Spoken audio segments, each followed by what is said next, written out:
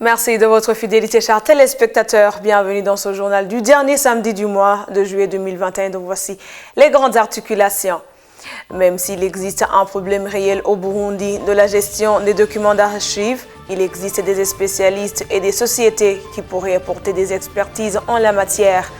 Le Burundi est l'un des pays où la connexion Internet coûte moins cher. Il faut que le pouvoir public accompagne ce secteur qui est très important dans le développement. Ismaël Ngom nous en dira plus, il est notre invité du journal. Je vous l'ai dit dans les grands titres, la gestion des documents d'archives reste un réel problème au Burundi. Il existe des spécialistes qui pourraient apporter des expertises en la matière, mais il faut aussi des séances de sensibilisation et un changement de mentalité. Reportage signé Donate Niwivugire. La gestion des documents d'archives reste un problème réel au Burundi. Des séances de sensibilisation seraient nécessaires pour essayer de pallier à ce problème. Oui, nous avons déjà remarqué qu'il y a un problème criant de gestion des archives dans toutes les institutions, dans presque toutes les institutions du pays, du Burundi. Il faut qu'on passe à la sensibilisation pour que la population comprenne l'importance de ces archives-là. Et nous voyons par exemple les documents dérivés par les communes. Il faut que la population même environnante puisse savoir comment gérer par exemple ces attestations de naissance, de décès, n'importe quel document délivré par la commune. Et c'est de même pour toutes les institutions, on produit différents types de documents. Il faut qu'on sache bien les organiser et les gérer. Œuvrant dans le domaine de la gestion des documents d'archives et des entreprises et des particuliers depuis 2016, la société DocuTech se heurte à un autre défi. Il y a l'idée changement de mentalité. Comme vous le savez tous, dans nos coutumes, c'est difficile de convaincre les gens à te donner leurs documents pour les conserver.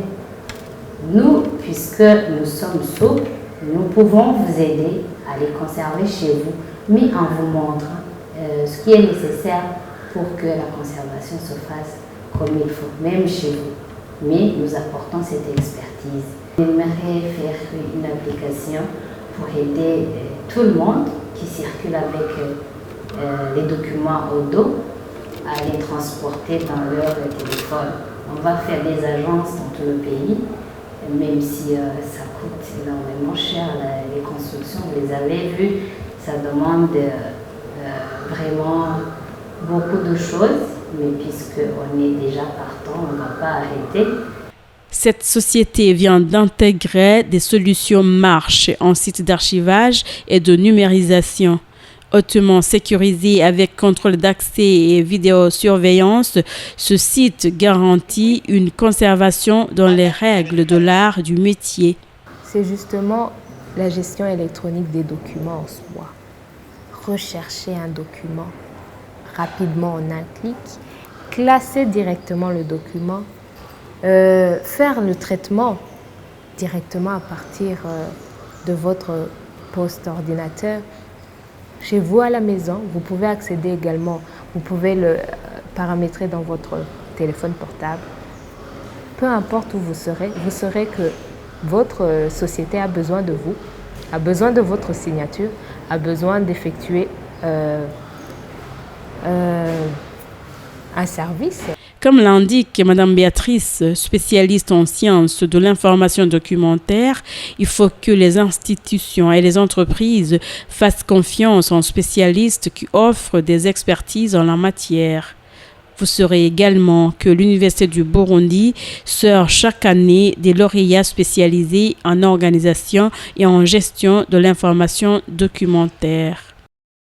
Des caméras de surveillance se font installer dans certaines entreprises.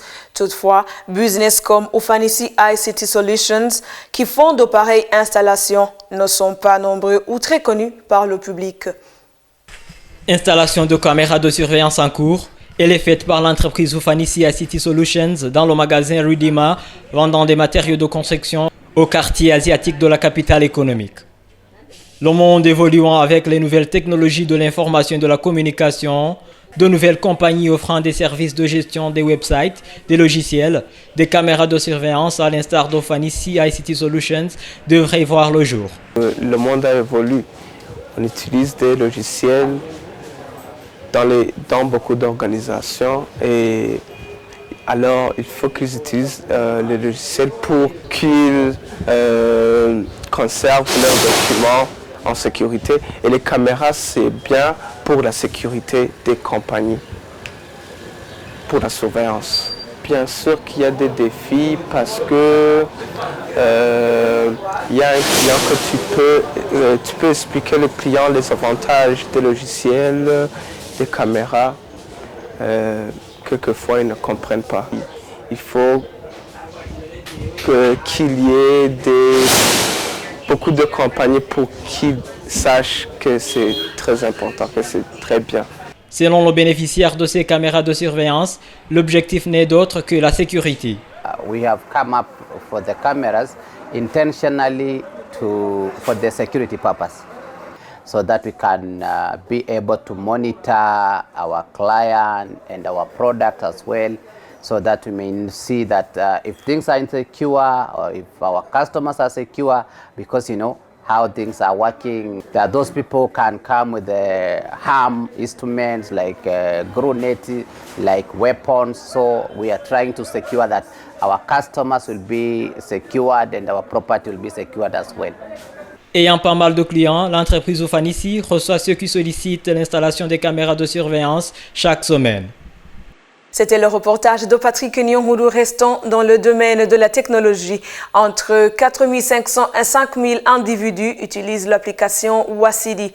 Étant opérationnelle dans la capitale économique, les actionnaires de cette plateforme essaient de s'implanter également dans la capitale politique. Les détails avec Patrick Nyongoudou. Avec l'application Wasili dans son téléphone, une personne désireuse de se déplacer peut commander son taxi. Disposant d'un réseau de clients et de chauffeurs connus par la plateforme, l'application pointe toutes les courses effectuées au sein du réseau. Le principe de l'application reposant sur la connaissance du trajet de déplacement par le serveur de la plateforme, Wasili sécurise ses clients et ses chauffeurs. Le client de Wasili nous raconte quelques avantages de cette technologie. Et avec Wasili, c'est juste mon téléphone portable. Et bon, je fais un appel ou une commande et avec Wasili, c'est vite fait. Donc, par rapport à Wasili, déjà, le premier aspect, c'est la rapidité, mais aussi la qualité des services offerts. Parce qu'avec Wasili, comme vous pouvez le voir avec ma taille, il n'est pas facile pour moi de me déplacer. Normal que je sois paresseux. Heureusement que je dispose de Wasili, qui est là pour faire toutes les livraisons, qui est là pour tout faire en fait pour moi. C'est ça en fait avec Wasili. Et j'ai un petit témoignage. Un jour j'avais perdu mes casques que j'aime énormément. J'avais oublié mes casques dans une voiture Wasili et j'étais étonné de voir que c'était Wasili qui m'a appelé pour me dire qu'ils ont retrouvé ces casques pour moi. C'est une bonne chose. 15% du paiement revenant aux propriétaires de l'application et 85% aux détenteurs de voitures. Ces derniers estiment que c'est rentable. D'où cette chauffeur exhorte les autres femmes à se joindre à eux. Avec Wasili, c'est rentable et donc j'incite toutes les femmes de venir travailler comme partenaire avec Wasili et je les encourage vraiment de faire comme je suis et de faire comme je fais aussi.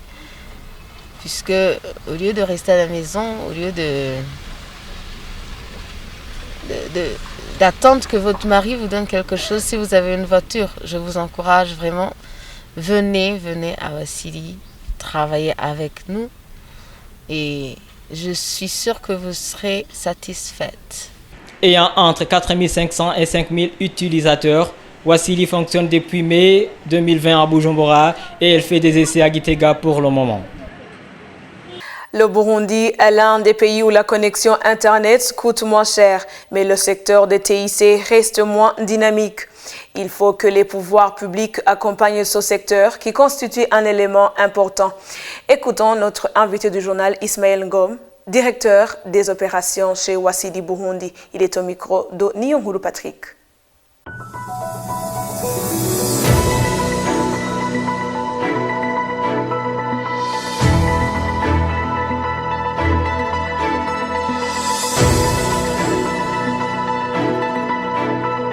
Le secteur des TIC au Burundi est un secteur, je vais dire, quasiment nouveau ici et qui mériterait vraiment beaucoup plus d'intérêt que celui qui suscite aujourd'hui. Pour la simple raison que c'est un secteur qui est stratégique et névralgique et c'est un secteur qui peut beaucoup impacter en fait la croissance d'un pays. Donc actuellement, le secteur des TIC n'est pas très dynamique au Burundi. Je ne peux pas, par exemple, vous citer 5 sociétés informatiques au Burundi. Bon, quand maintenant on se focalise un peu plus sur l'aspect télécommunication, parce que dans TIC, on a les technologies de l'information et de la communication. Donc, quand on se focalise un peu plus sur le domaine en fait des télécoms, c'est vrai, c'est un secteur très vivace au Burundi. Parce que pour un petit pays, on a une multitude d'opérateurs téléphoniques présents et donc qui rendent ce secteur, d'un point de vue télécom, dynamique. Bon, mais le parent pauvre des TIC, ce n'est pas vraiment l'aspect télécom, c'est plutôt l'aspect digitalisation, transformation digitale, informatisation. Et c'est de ce point de vue-là qu'il n'y a pas vraiment beaucoup d'initiatives aujourd'hui au niveau du Burundi. Donc le secteur des TIC gagnerait à être investi par les sociétés travaillant dans ce domaine et nécessiterait peut-être également des incitations de la part peut-être des pouvoirs publics pour vraiment attirer et rendre le secteur beaucoup plus attrayant. Mais aujourd'hui, on ne peut pas vraiment dire que ce soit un secteur dynamique au Burundi. Si l'on considère que un point de plus dans le taux de pénétration des TIC au Burundi ou dans n'importe quel autre pays impacte grandement le PNB du pays, parce qu'en général, un saut d'1% dans le taux de pénétration se traduit en milliards de francs bouts sur le PNB. C'est un argument suffisamment éloquent pour que les pouvoirs publics, en tout cas, encouragent ce secteur et l'accompagnent. Donc, il y a énormément de défis à relever de ce point de vue. C'est vrai, beaucoup d'initiatives ont été faites, en ce sens que l'État a mis les infrastructures de base par des initiatives comme le CETIC, secrétariat exécutif des TIC, et comme BBS qui est une émanation du CETIC. BBS, Burundi Backbone System, qui est l'opérateur national de la fibre optique. Pour dire quoi? Pour dire que l'État a su poser les bases de l'infrastructure. Aujourd'hui, le Burundi est l'un des rares pays dans la zone EAC comme dans la zone Afrique elle-même où les data ou la connexion ne coûte quasiment rien. Avec 1000 francs bout au Burundi, on peut se connecter pendant une semaine. Voilà, on peut être connecté pendant une semaine. Vous allez à côté au Congo, c'est plusieurs dollars, peut-être 10 dollars, 18 dollars, qu'il va vous falloir pour être connecté pendant une semaine. Donc vous voyez la différence la différence de prix entre ces deux pays devrait également se traduire en un saut technologique du Burundi par rapport aux autres pays, parce que l'infrastructure existe. Tout est fait aujourd'hui pour que, vous venez de le dire, je pense au niveau de votre télé, vous êtes maintenant sur le web.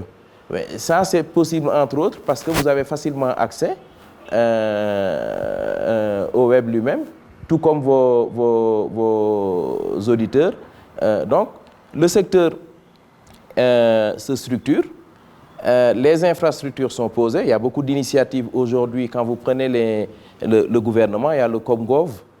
Le Comgov qui est une initiative nationale qui permet à tous les ministères et à toutes les structures du secteur public d'être connectés à Internet. Vous avez Bernet qui est une initiative pour les universités d'être connectés à Internet. Voilà, donc il y a un cadre qui est là, mais qui malheureusement n'est pas suffisant. Et qu'il faudrait voir dans quelle mesure en fait, les pouvoirs publics peuvent accompagner ce domaine qui est encore une fois stratégique pour le développement d'un pays comme le Burundi. Merci chers téléspectateurs de nous avoir suivis. C'est ici que prend fin notre 19h de BNP TV. Bonne suite de nos programmes. À la prochaine.